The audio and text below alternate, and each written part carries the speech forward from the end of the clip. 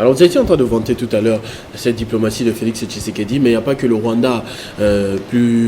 Récemment, on a commencé à citer de plus en plus l'Ouganda, avec qui on est pourtant en alliance contre les ADF. On cite aussi même le Burundi, avec la dernière anecdote très floue du président qui a parlé de la RDC comme une orange, ou je ne sais pas très exactement, ou encore le Kenya, dont le président actuel avait promis, souvenez-vous, aux entrepreneurs des terres au Congo où il n'y avait pas de vaches, où il y avait des paresseux, tout ça. Et on commence à se poser des questions. Vous vantez cette diplomatie, mais est-ce que Félix Tshisekedi n'est pas en train de se faire piéger, de se faire rouler? Non, la diplomatie que nous faisons, le but des négociations que nous avons entamées, qui sont maintenant au 3e round et qui ont été suspendues justement pour cause d'infiltration, encore une fois, le but de ces négociations, c'est ne pas de dire que nous espérons qu'il y ait une solution diplomatique. Simplement. Cette solution diplomatique, nous l'attendons, nous l'espérons.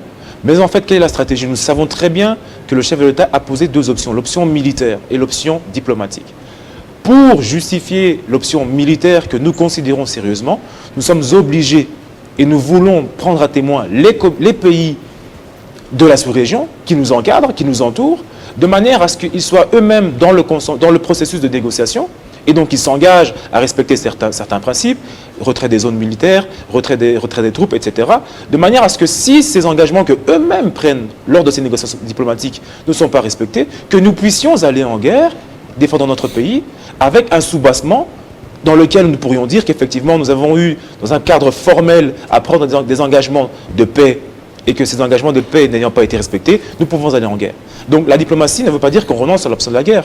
Nous y allons pour prendre à témoin et en fait bloquer les pays régionaux dans un processus où ils devraient s'engager à la paix.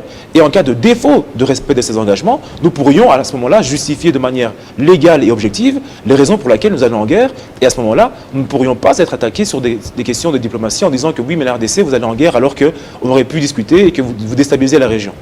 Nous irons en guerre en cas donc de non-respect formel des accords régionaux, à travers les négociations qui sont faites actuellement. Donc vous continuez à garder espoir que la RDC est en bonne position en ce moment?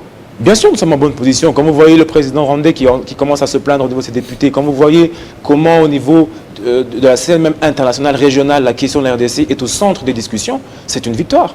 Ça fait plus de 23 ans que nous sommes dérangés par le Rwanda, plus de 10 ans que nous sommes dérangés par le M23. Effectivement, c'est une victoire. Puisqu'aujourd'hui, plus que jamais, cette question rwandaise est posée sur la table avec des menaces concrètes de guerre et une tension au plus haut. L'Union africaine se mêle de la question en envoyant son délégué de l'Angola pour traiter de cette question-là. La communauté des États d'Afrique de l'Est traite la question à travers le dialogue qui a lieu aujourd'hui.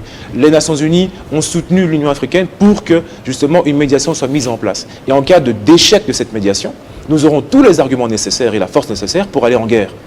Parce qu'à ce moment-là, toute la communauté internationale aura vu que, ayant échoué, malgré tous les efforts, une guerre est la seule solution. Parlons de Félix Tshisekedi et des cartes qu'il a en main. C'est vrai que vous parlez de l'armée, qu'il est en train de faire des réformes. On a suivi le président burundais qui a même affirmé que voilà, la RDC n'avait pas d'armée, n'avait pas de police, que les forces alliées vont nous aider jusqu'à ce qu'on puisse avoir une armée. Si Félix Tshisekedi n'a pas d'armée, comment il pourrait gagner cette guerre sur le plan militaire que vous êtes en train d'évoquer? Non, le fait d'être sur un point de vue, d'abord nous avons une armée, puisqu'aujourd'hui, si nous n'avons pas d'armée, le pays serait déjà, au-delà de Rutshuru et de Bunagana, le pays serait déjà parti.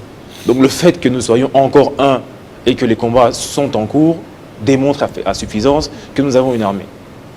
Des mouvements rebelles ont attaqué la RDC, le Zaïre à l'époque, le président était parti.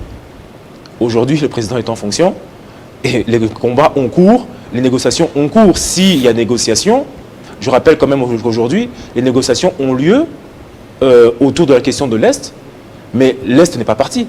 Les négociations ont lieu parce que justement la RDC résiste et qu'on veut la désescalade. Donc on ne peut pas dire que la RDC n'a pas d'armée alors qu'on demande la désescalade.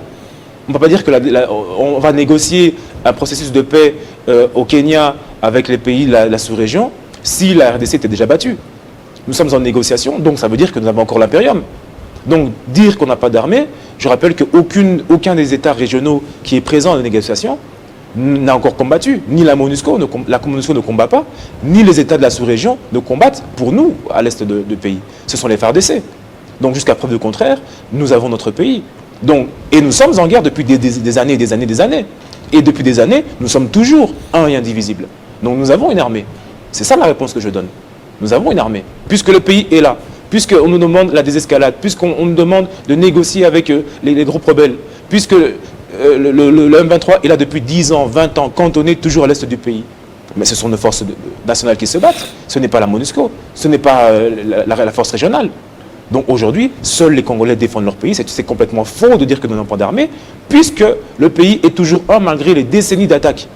Mais depuis des décennies, nous nous battons seuls et le pays est toujours debout. Donc nous avons une armée.